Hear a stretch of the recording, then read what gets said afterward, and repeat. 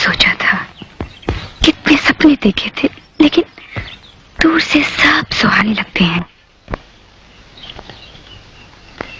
रात को कितने बजे सोते हो?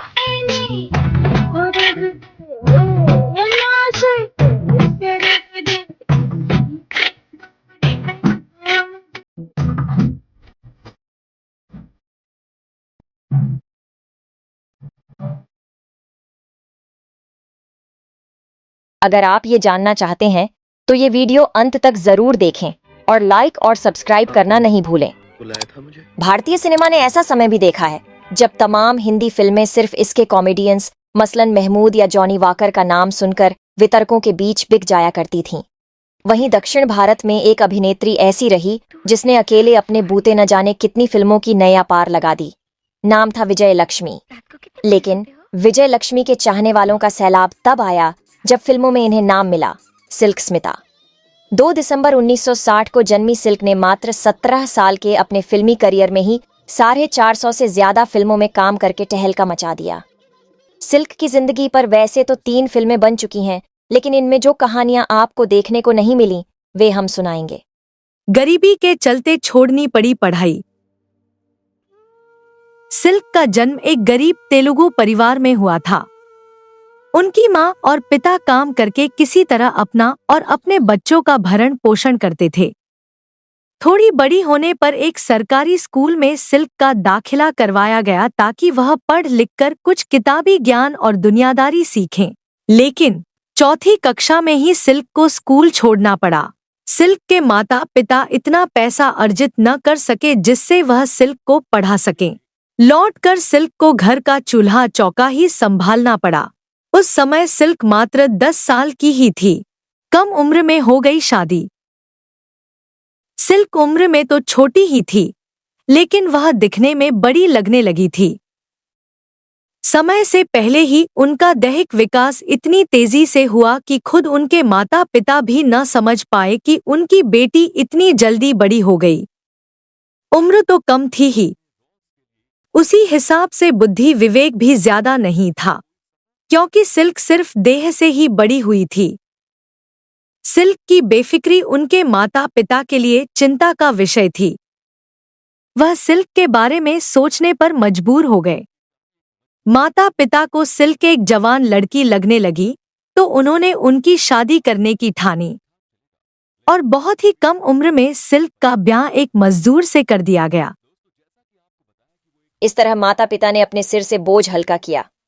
बुरे बर्ताव के चलते छोड़ दिया ससुराल।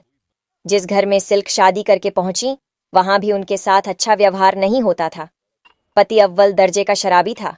शराब पीकर वह सिल्क को पीटता था और उसकी गलतियों की गालियां उसके परिवारजन सिल्क को ही सुनाते थे। कभी कभी उनके देवर और ननद उन्हें पीट भी देते थे।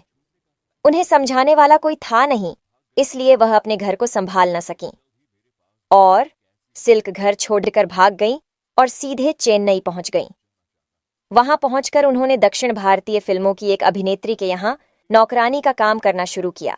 सिल्क बचपन से ही फिल्में देखने की बहुत शौकीन थीं। उन्हें जब भी फिल्म देखने का मौका मिलता तो वह अपनी दुनिया को छोड़कर उस फिल्मी दुनिया में ही कहीं खो जाती। इस अभिनेत्री के घर एक नौकरानी के रूप में काम करने का मौका सिल्क ने इसलिए नहीं छोड़ा क्योंकि उनकी भी इच्छा कुछ ऐसा ही करने की थी। बड़ी गाड़ी देखकर बदला मन। सिल्क ने घर के काम भी बचपन से ही किए थे, इसलिए उस अभिनेत्री के घर को भी सिल्क ने बहुत अच्छे से संभाला। अब सिल्क उस अभिनेत्री के निजी कामों में भी हाथ बंटाने लगी थीं। यहां तक उस अभिनेत्री का मेकअप करके उसे तैयार करने का काम भी सिल्क ने ही करना शुरू कर दिया।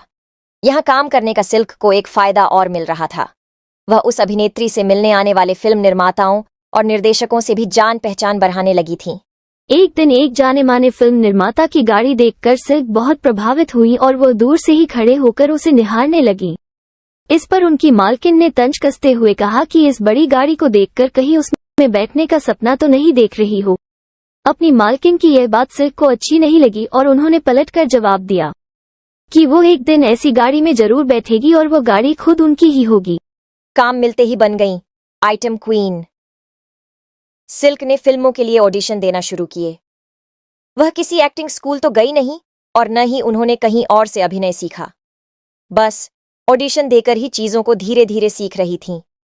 उन्होंने एक फिल्म के ऑडिशन में ही कुछ इस तरह की कामुक अदाएं दिखाईं कि उन्हें उस फिल्म में एक आइटम नंबर करने के लिए ले लिया गया। सिल्क की अदाएं काम कर गईं और धीरे धीरे उनके पास आइटम नंबर के लिए कई फिल्मों के ऑफर आने लगे।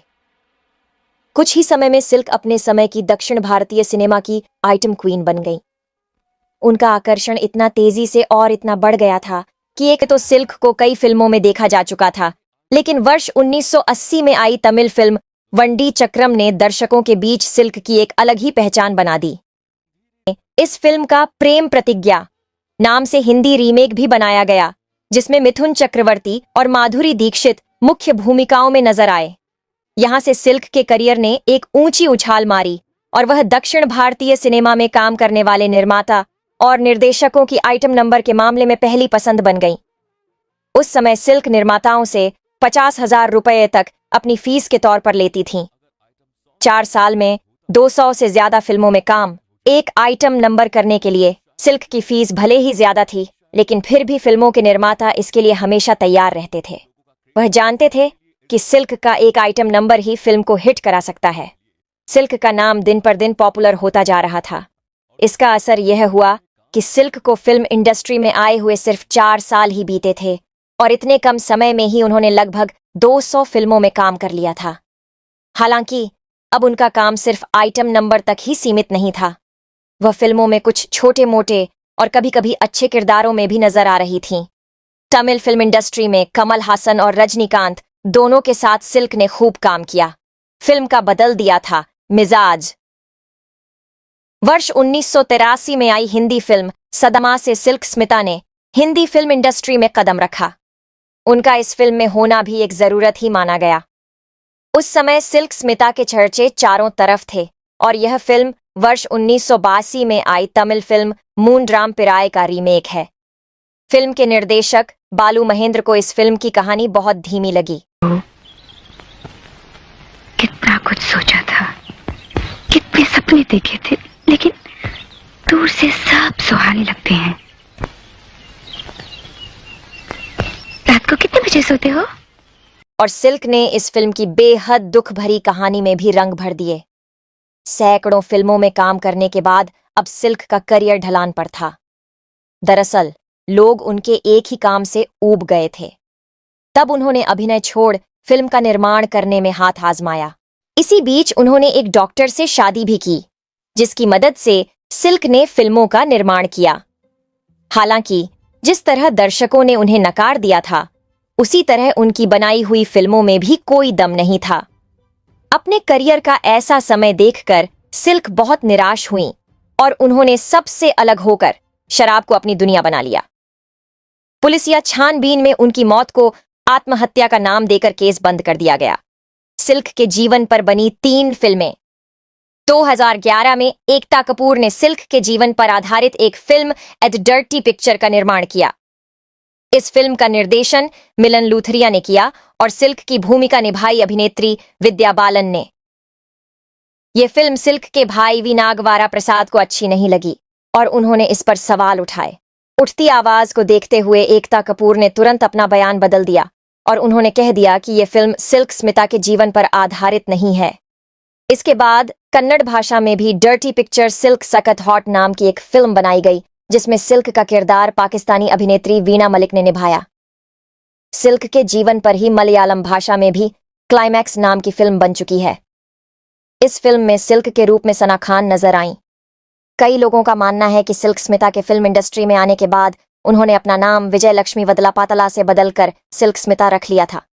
लेकिन यह आधा सच है, क्योंकि उन्होंने अपना नाम बदलकर स्मिता रख लिया था, लेकिन उनकी फिल्म वंदे चक्करम 1980 की रिलीज के बाद उनके नाम के साथ सिल्क शब्द जुड़ गया।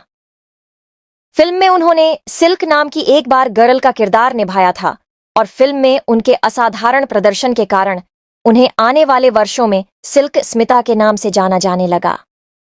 सिल्क स्मिता फिल्मों में अपनी बोल्ड एक्टिंग और इंटीमेट सीन्स की वजह से पहले ही दिलों पर राज कर रही थी, लेकिन आइकॉनिक फिल्म मूनरू मुगाम में जब वह सुपरस्टार रजनीकांत के साथ दिखाई तो उनका स्टेटस चेंज हो चुका था। I like you.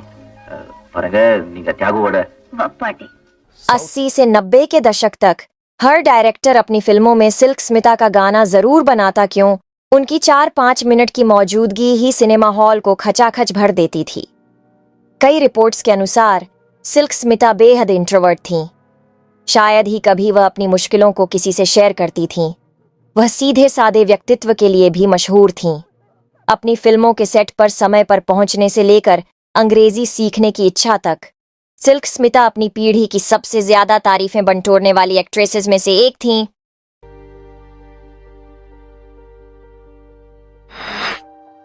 Interesting video देखने के लिए हमारी वीडियो को लाइक और सब्सक्राइब करें।